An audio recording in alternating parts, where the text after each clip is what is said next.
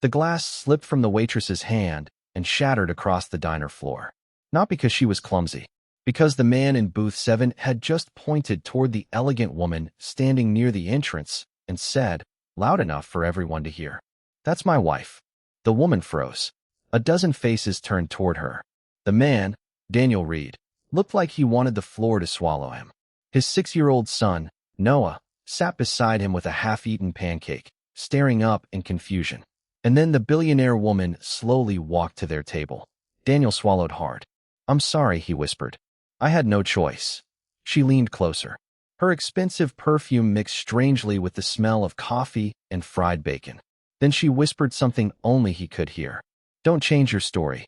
Daniel stared at her, because he had never seen this woman before. Or at least, he thought he hadn't. 20 minutes earlier, Daniel had been sitting alone with his son, counting crumpled bills beneath the table. 38.17. That was everything he had until Friday. His apartment rent was already late. His truck needed a new alternator. And Noah had a school field trip coming up that Daniel had promised he would somehow pay for. Daniel had spent the morning repairing industrial refrigerators at a warehouse outside Columbus, Ohio. He wasn't lazy. He wasn't unlucky every day. He was simply tired. 3 years earlier, his wife, Rachel, had died unexpectedly after a short illness. Since then, Daniel had become everything Noah needed. Father, cook, homework helper, taxi driver, comfort when nightmares came. He had learned how to braid hair from YouTube because Noah once asked him why all the other kids had mothers who knew things he didn't. Daniel never complained. But lately, the numbers weren't working. That afternoon, he had received a letter from his landlord. 7 days. Pay the missing rent or leave. He hadn't told Noah. He couldn't. So that evening, he took his son to their usual diner and ordered one meal. They would split it.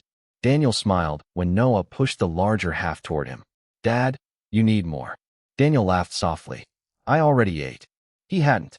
Then the front door opened, and everything changed. The woman who walked in was impossible to ignore. Not because she was trying to attract attention, because everyone recognized her.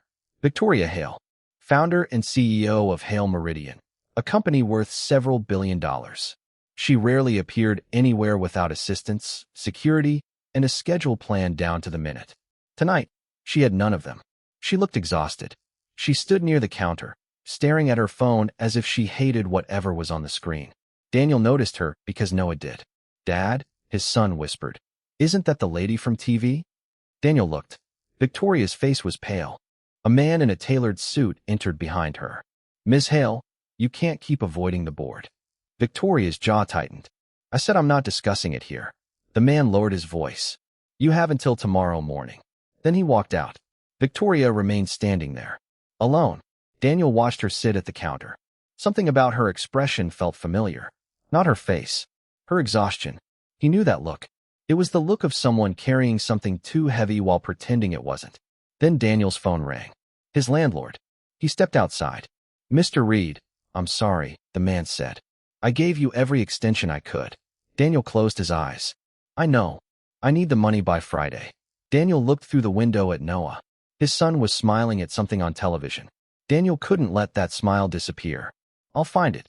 He hung up. When he returned, 2 men were standing beside their booth. One of them pointed toward Victoria. "Sir, is that your wife?"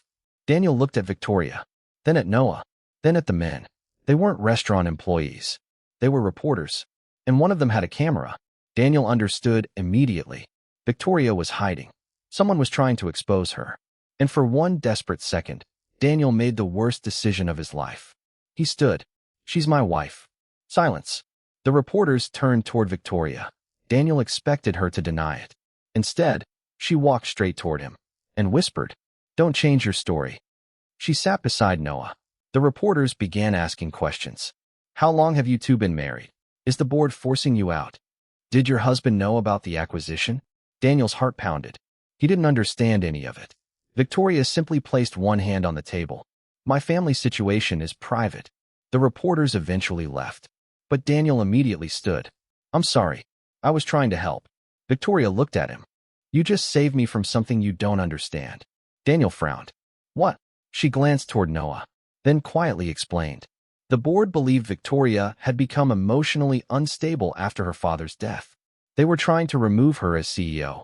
The reporters had been following her because they wanted evidence that she was falling apart. If she had been photographed alone and distressed, the board would have used it.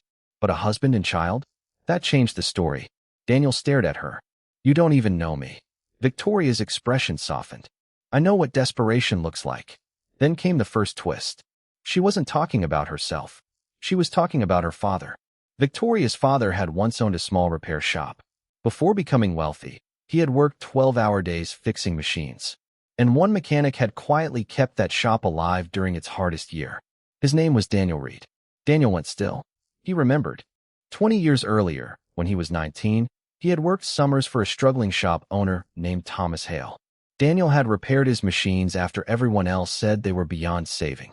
Thomas had eventually sold the shop and built his first company. Daniel had completely forgotten him. Victoria hadn't. Her father had kept Daniel's name in an old notebook.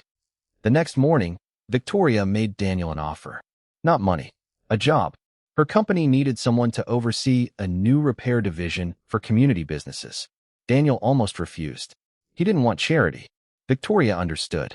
So she showed him something. A handwritten note from her father. It said, "The people who keep the world running rarely get thanked. If you ever find Daniel Reed, thank him for me." Daniel's eyes filled with tears. For the first time in years, someone had remembered the work he had done when nobody was watching. But Daniel still didn't accept immediately. Instead, he asked one question. "Would this help you because you need me? Or because you feel sorry for me?" Victoria smiled faintly. "Because I need someone I can trust." Daniel accepted. Not because she was rich. Because for once, someone had seen his value without looking at his bank account. Months later, Daniel stood inside a small community workshop funded by Victoria's company. He had employees now. People who had once been one missed paycheck away from losing everything. Noah sat at a workbench doing homework. Victoria visited occasionally. They never pretended to be married again. The diner story became an inside joke. But one evening, Victoria handed Daniel an envelope. Inside was a photograph of her father standing outside his old repair shop. On the back were 4 words. "He never forgot you." Daniel stared at it for a long time. Then he looked at Noah. His son was laughing with another mechanic's daughter. Daniel smiled. He had spent years believing that surviving meant carrying everything alone. He had been wrong. Sometimes the greatest rescue doesn't come as money. Sometimes it comes as one person looking at the work, pain, and sacrifices nobody noticed, and quietly saying, "I saw you." Daniel had called a stranger his wife that night. But somehow, that lie had led him back to a truth he had forgotten. The kindness you give when nobody is watching may return to you years later when you need it most.